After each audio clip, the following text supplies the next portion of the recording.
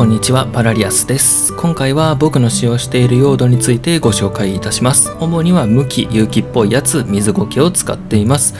水苔も用土でいいんかなまあいいや。まずは無機質の用土についてです。おそらく多くの方が無機質の用土を使っていらっしゃると思います。無機質の用土は何といってもその排水性の高さで根腐れのリスクが少ないこと、病害虫が湧きにくいことがいいですよね。これ本当病害虫湧きにくくていいですよね。僕もいろいろとブレンド試したんですけど、一番良かったなと思ったのは赤玉50、桐生砂20、日向土20、燻炭10の組み合わせでした。これカクタス西さんが紹介されていたブレンドを真似していました。水はけも乾燥スピードも程よくてとても使いやすかったのを覚えています。根張りも悪くなく、この時はとてもいい根が出てるなと思っていました。ただ、とあるお店で購入したハオルチアの植え替えをした時に根の違いに驚愕しました。それがこちらです。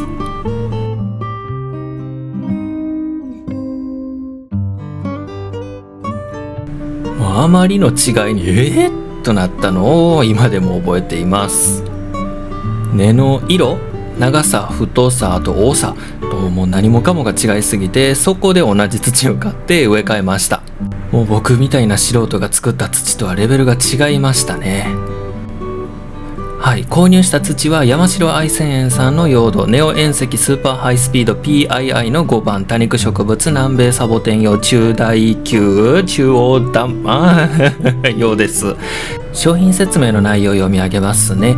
長寿命の培養土 2,3 年間の植え替え不要です。赤玉軽石バークを中心に9種類の素材を配合しています。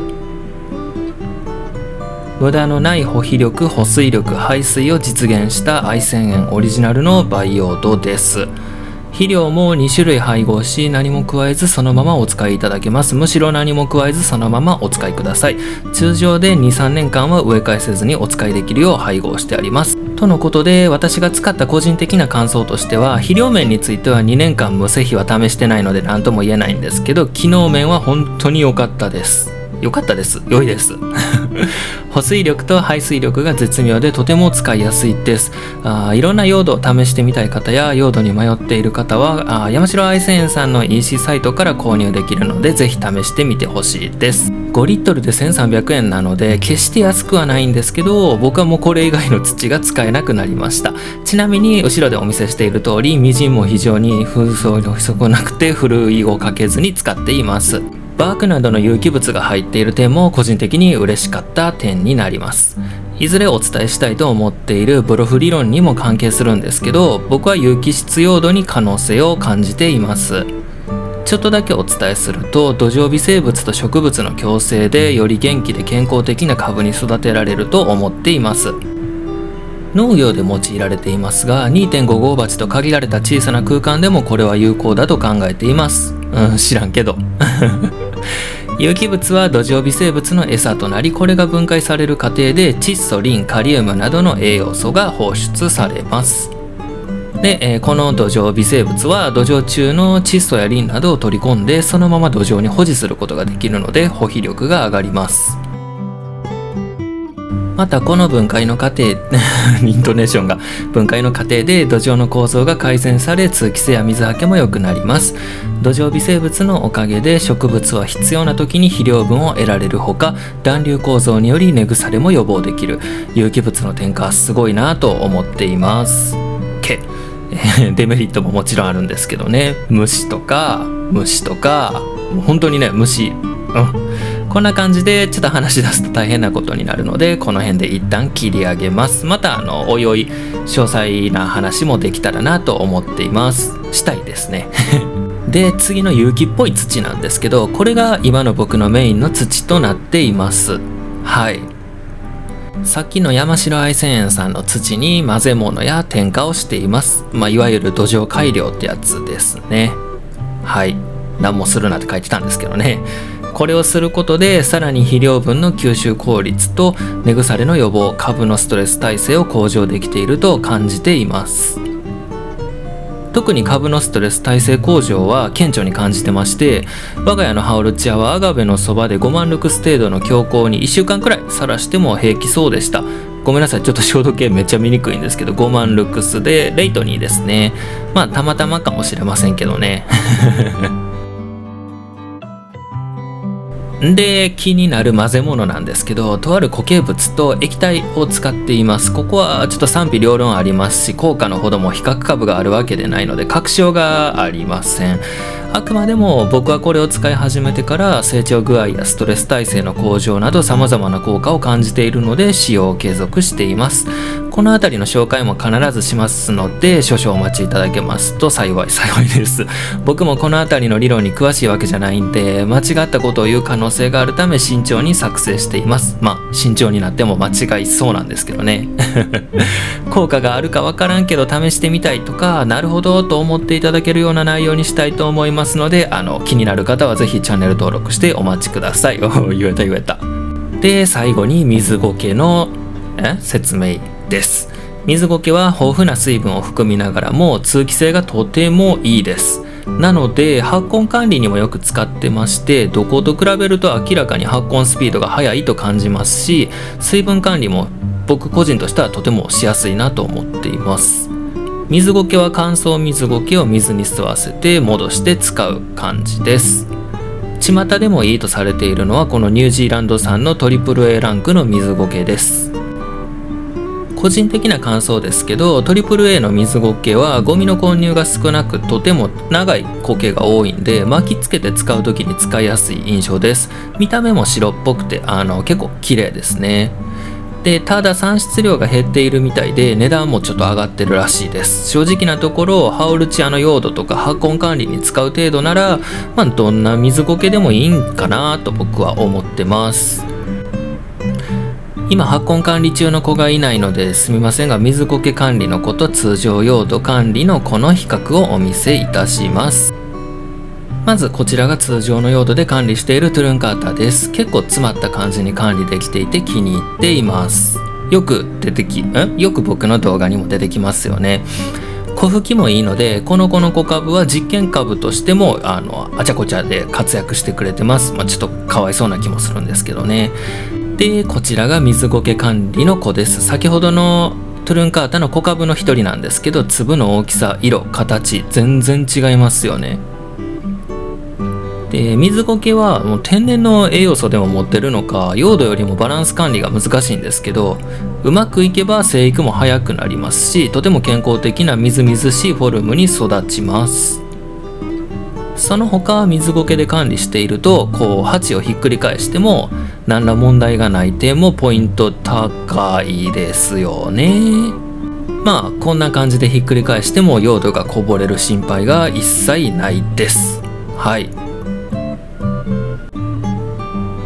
その他水苔は復活してくると見た目もすごい綺麗で、あと謎の植物が生えてくることもあります。で、養分等の取り合いになるので、復活したら水苔は交換すべきという記事も読んだことがあるんですけど、どうなんですかね。僕は綺麗で可愛いので、これはこれで栽培を楽しんでいます。今のところは株の調子が悪くなることもなく、うまく共生できているような気がします。ちょっと脱線しちゃいましたけど、水苔管理もバランスさえ整えれば満足のいく容姿で育てることができると思います。僕はこの水苔で育てたプクプクした感じも大好きで、いつか棚一面を水苔管理の子で埋め尽くしたいなと思ってます。飛び虫が湧きやすい気しますけどね、やっぱ栄養素あるんですかね。ということで今回はこの辺りで、コメント紹介の方に移動します。はい、最近水槽にお迎えした新しい家族、ピグミーグラミーです。かわいいですはい、ではお一人目のコメントです。小柳さんですね。棚に乗せたままの水やり楽ちんで憧れます。自分は洗い物の水切りザルと受け皿、ダイソーのどちらも150円のものを使って浴室まで運び、鉢の入ったザルを洗面台にパイルダーオンそしてシャワーでジャブジャブかけ流します。その後ある程度、水が切れたらザルを受け皿に戻し、棚へ棚まで移動して鉢を戻すを繰り返す感じです。1日で全部行うのは大変なので、棚を5パートに区分けして日替わりで上げてます。水受け皿を下に引けばいいのだけど、鉢底の通気を考えて棚板を格子状の金属ラックにしているので諦めました。新たに棚を増設して鉢数増えたら見直すかも。これシャワーでジャブジャブかけ流せるのいいですよね。だってシャワーだったら水足したりせんでいいじゃないですか。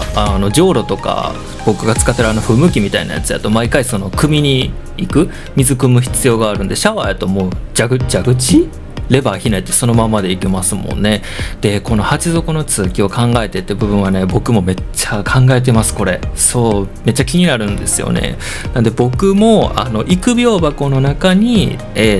各鉢並べて、で育苗箱もそこちょっと高さあるんで通気確保しながら、パンチング棚板がパンチング状の格子状の穴開いてるんで、それで通気を考えてますね。いやー、なんで小柳さんもめちゃくちゃ株のこと大事にして一生懸命管理されてるんだなっていうのがすごい伝わってきますよね。5パートに区分けして日替わりで水あげてはるみたいですからね。いやーすごいです。はい